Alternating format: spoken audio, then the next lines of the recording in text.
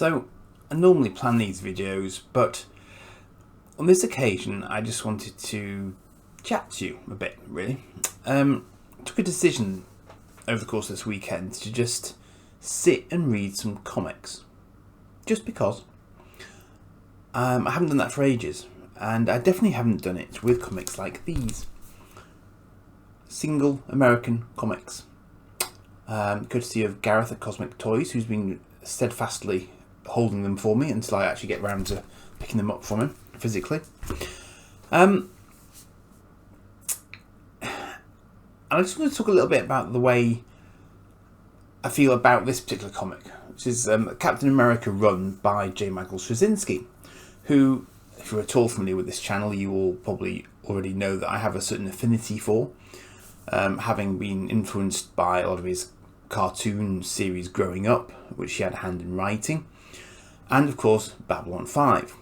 Now, he's also a writer of novels, and I must admit I don't think I've ever actually sat and read one of his fiction novels, but I have read his autobiography, which is this book here. And the strange thing is that I associate becoming Superman with a very sunny climate and quite a sort of happy holiday with my son. This is not a happy book. This book gives you great insight into JMS's character, and perhaps even greater insight into why he writes about what he writes about in this Captain America series.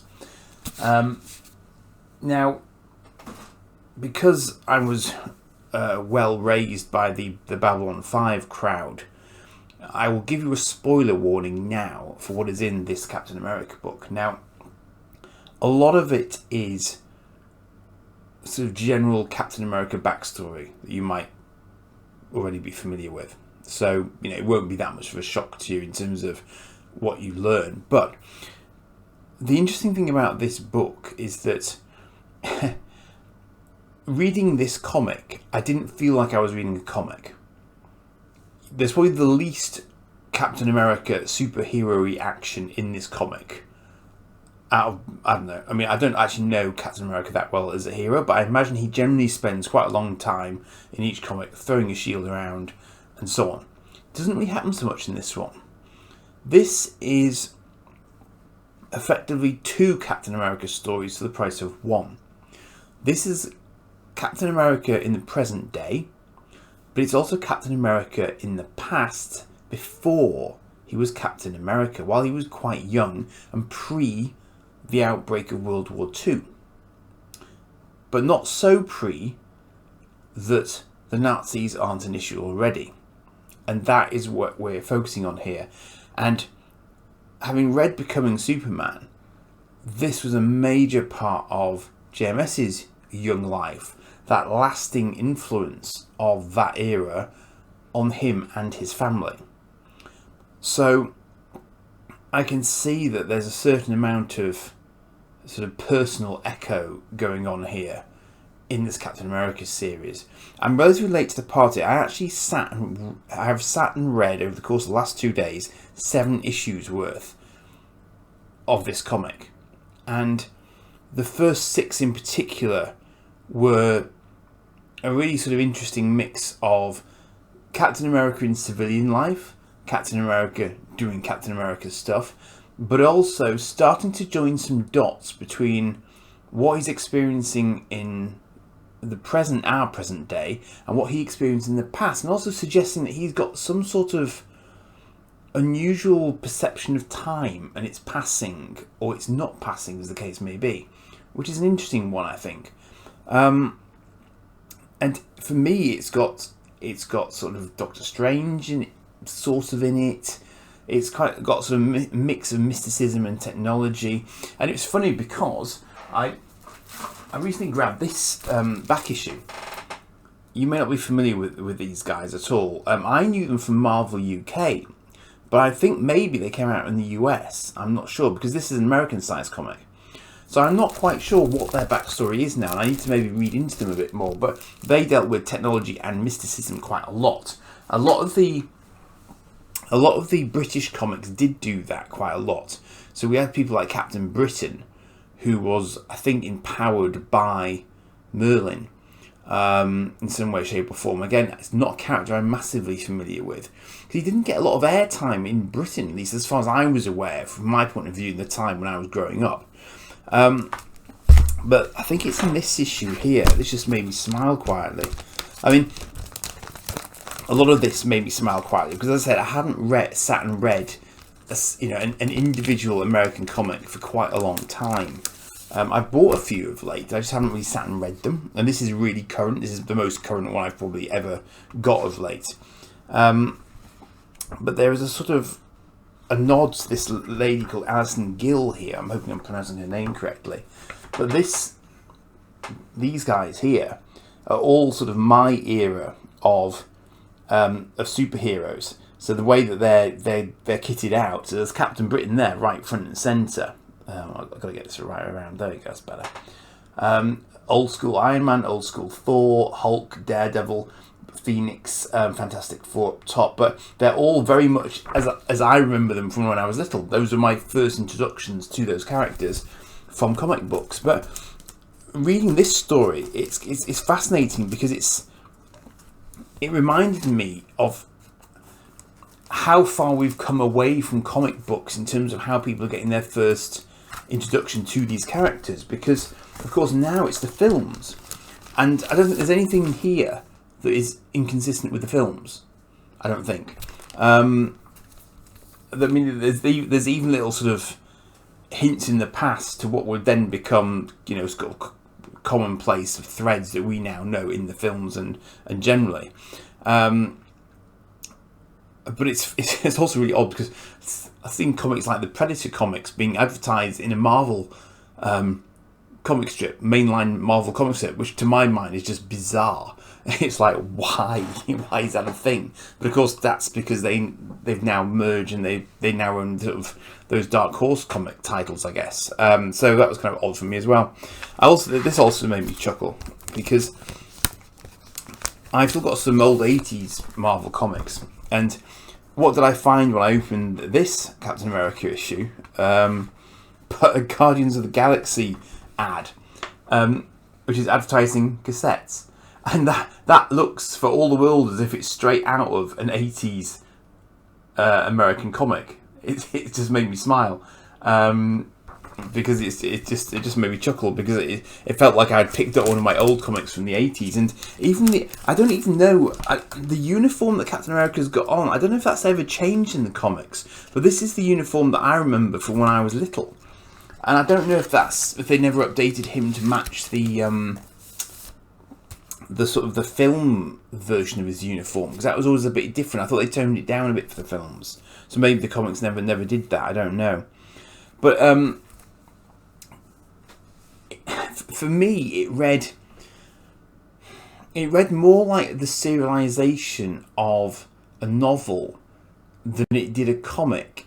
There's a lot of writing in it, and in that respect, I think it's a bit like the sort of Spider-Man stories where you hear a lot of Pete's thinking, rather than it just being bang, whack, wallop all the time. There's a lot of thinking behind. There's a lot of sort of depth to the thoughts that Captain America is having, and sort of how he assesses his opponent is quite interesting as well. Because he's meeting this new opponent for the first time, and it's like, well, okay, well, how do I deal with this guy? Can he shoot lasers out of his eyes? What can he do? So Captain America's got to make a really quick assessment. And the interesting thing about it is as well, he obviously has to make a choice as to when he should and shouldn't fight somebody as well, because he knows that he can't match everybody. So he kind of takes a view on that front as well, and has to decide whether or not he's going to call in help, and indeed how much he should help other heroes. So it's like Spider-Man appears briefly, and it turns out not to be a thing at all. So there's even less action than you think there's going to be in it, which is quite funny. But for me, it's very much sort of JMS writing in the way that he writes, and he's running two stories in parallel at appropriate stages. And you see just how much of Captain America's character was formed, or preformed, if you like, in the past. So that whilst he's had this physical upgrade, mentally he's always been the same person before and after, which is really, really interesting. And it's this idea that one individual can make a real change in the world once they've made up their mind to do that, even if it comes at a very high personal cost. That's what they've decided to do, and that's what they carry on and do. So is it preachy like that? Not particularly, no, because obviously that's an intensely personal choice as to how much you want to put on the line for your beliefs. But for whatever reason, obviously Steve Rogers has obviously always been very, very clear in his own head as to what his beliefs are and what's right. And he says repeatedly, he's got to do things his way, even if it's not the easiest way, even though he could have taken simpler ways without it being a bad thing. He's chosen to follow his own path, and there's that's obviously a very, very sort of courageous act for any of us to do. I like the artwork in the comics as well. It's really, really nicely illustrated. It's very sort of matter of fact. That makes sense. Perhaps I should show you rather than trying to describe it verbally, because obviously that's kind of a hard thing to do, I guess. But I'm not very well with my modern Marvel artists, I'm afraid, so you'll have to forgive me for that one. So it says colour artist Espen Grundetun. I'm not sure if I'm pronouncing that right. Sorry. Artist is Lan Medina, and it's very sort of. It's just kind of. It's got a really nice level of detail to it. So it's not sort of cartoony at all. It's quite a sort of mature kind of art style, I think it's fair to say. But that's about as fighty as it gets in these particular issues. But I like the style of it. It's colourful without being ridiculously colourful. So you very clearly understand what's going on, and it's really good. I like it personally. That's always a very personal take, obviously. I think I quite like the art when it's quite literal. I don't like over stylized stuff just for the sake of it. But it was just sort of reading that many issues of it all at once is what sort of prompted me to come and do a video about it, because it was just nice to take some time out and just do that and sort of read it sequentially. And it's nice to be reading a relatively current comic book as well. And there's you can draw a lot of analogies between what's happening in those pages and what's happening in the real world, and that's always been the way with comics in my experience. It's just that until you reach a certain age, you don't necessarily draw those parallels immediately. JMS has obviously got a very, very good grip on historical stuff, and you see that in Babylon 5 as well. There are lots and lots of World War II references in Babylon 5 if you know where to look for them and if you know your world history. So you get that sort of that double benefit, I guess, if you're familiar with history and then you sort of read his stuff. Now, the thought did cross my mind, is he always doing the same story? Is it always darkness and light, and sort of how we as humans get influenced by powers larger than ourselves, or how we influence them, in fact, by the decisions that we make? Well, maybe, but then a lot of stories are good versus evil. It's it's kind of, and in the superhero world you kind of expect that, let's face it. So is it sort of Babylon 5-esque in that respect? Possibly. I don't really know yet, because issue 7 may well not be the most current issue, because as I say, I'm a bit slow to get them from Gareth, but issue 7 is kind of another arc following the first 6 issues, and I think at one point I thought it was only going to be a 6-issue run, but obviously not, and it's still JMS writing it, so this must be his logical sort of follow-on from the first 6. So it's not quite clear exactly how long he'll run this particular arc. I don't even know how long he's writing Captain America for. But it's interesting to me that his autobiography was becoming Superman, and yet he seems to do a lot of stuff for Marvel. And this is very, very up his street in terms of, how he's been able to do this, because Captain America was set in the time which had a massive impact on his life. So he's all too aware of what the issues were back then, and obviously, he can see the parallels now as well because he has this historical knowledge under his belt. So very, very interesting read. I think it's got some interesting action to it and some really interesting character insight for Captain America and indeed Steve Rogers, possibly Steve Rogers more so. And just some interesting little sort of hints dropped in there, and some good comedy in it as well. There is some very good comedy in there as well. It's quite funny because I didn't know whether or not Captain America from the films was sort of how Captain America normally is, if that makes sense, or whether they'd up the comedy factor a bit. But actually, this is quite comedic at times. So I just haven't read enough Captain America in the past to know whether this is normal for him, basically. So I couldn't really give you a view on that. But if you want something that is, I wouldn't say it's not. It's a difficult one to categorise. It's not aimed at mature audiences as such. It's not that sort of comic.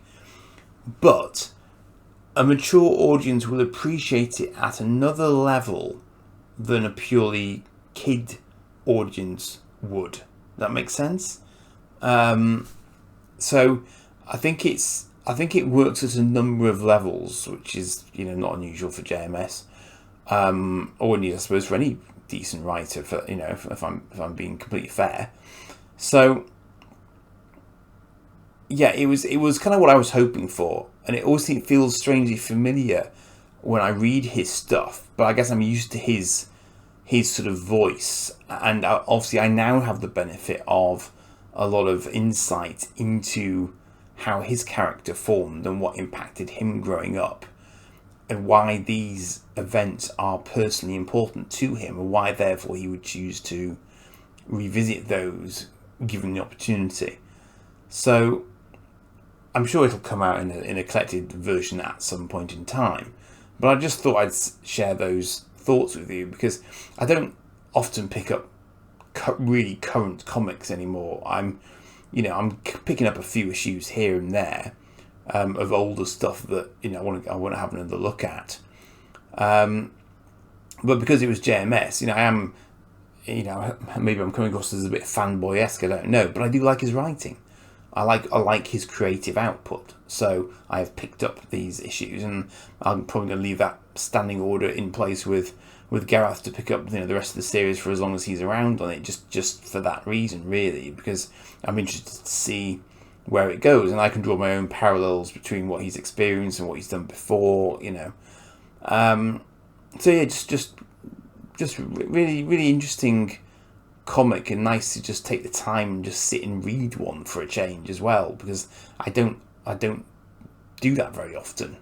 And yeah, it was just purely for that, really, purely for the sake of my own enjoyment, and the fact that it's kind of it moved me a bit to be just sort of seeing his input still coming out now, sort of 30 odd years later. It's just really nice that he's still able to be this creative and still do it in a sort of very personal way that I hope sort of resonates with people. So that was it, really. Just a little bit of a self-indulgent one, and as I say, very sort of off the cuff, because I hadn't really thought exactly what I wanted to say. Hadn't really anticipated doing a video tonight at all, actually. I'm curiously tired for a Sunday evening, but I suppose that's often the way of it. So yeah, I mean, if you've got any other recommendations about current series that you're enjoying that are perhaps a little bit more cerebral, if you like, let me know in the comments what you're enjoying at the moment. That'd be interesting to find out. I mean, it's I know comics are not what I'm focusing on currently, but I do have quite a few older series that I want to look at in due course. I just keep literally shoving them to the bottom of the pile because I've got loads of sort of retro toy related stuff that I'm looking at for the most part. But I've also got the first issue of the Transformers comic, which is the other current one that I picked up because it was sat staring me at the face in Gareth's, and I thought it would be rude not to. So if you do want to have a look at comics in the Dewsbury area, of course, do drop in on Gareth's Cosmic Toys Emporium. And you know, it's, I don't know how. I think he can order you pretty much anything you want, is my understanding, but he may not necessarily have loads and loads of current stuff in, because, you know, may or may not sell all the time. So I don't want to put words in his mouth. Obviously, you can chat to him about it if you want. And he's also got loads of graphic novels as well, if you want to have a look at stuff. I mean, I've got loads of graphic novels here that I keep meaning to have a look through with you, just to sort of show you what I've got, see if it, you know, piques any interests or brings back many memories for you. So again, let me know in the comments if comics are a thing you're interested in. As I say, I will try and cover some more at some point. I mean, I have covered the Babylon 5 comics before now, so if you have a dig round on the channel, you should find those. And I try and do sort of playlists for comics and Babylon 5 and stuff, as, you know, part and parcel of what I'm doing here. But yeah, have a look around and see what you can find, and let me know if you'd like me to look at anything else in particular. So I think I'll stop that one here. Thanks for joining as ever. Do like and subscribe, and I'll see you again in due course. Cheers for now.